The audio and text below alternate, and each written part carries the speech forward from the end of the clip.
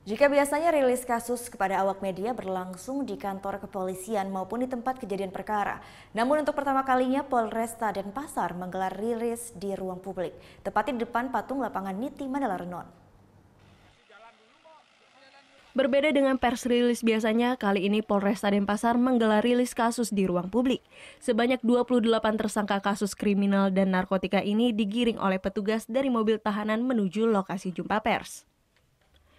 Para tersangka tersebut digiring ke depan patung Padarakan Rumeksa Gardapati yang menyimbolkan perlawanan masyarakat Bali terhadap premanisme dan narkotika. Hal ini pun menarik perhatian warga yang sedang berolahraga di kawasan Lapangan Renon, Denpasar. Apa? Biar masyarakat luas tahu kelakuan kayak gimana, biar mereka bisa jerah lah intinya. Saya apresiasi bagus buat Polresta Denpasar.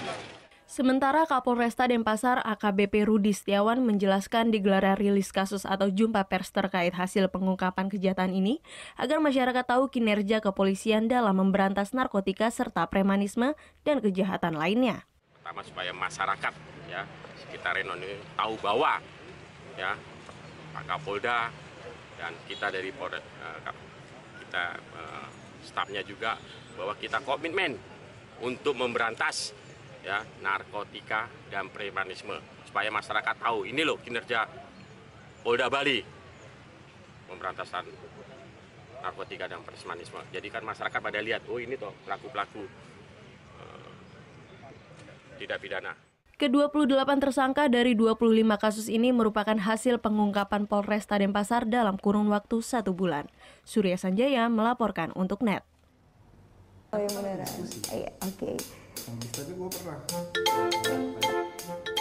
Nah, udah kan untuk beritanya? Jangan lupa di-subscribe, di-like, dan juga di-komen ya akun YouTube dari Net Bali. Terima kasih udah subscribe. Yang belum, jangan sampai lupa. Di sebelah sini nih. Notif subscribe.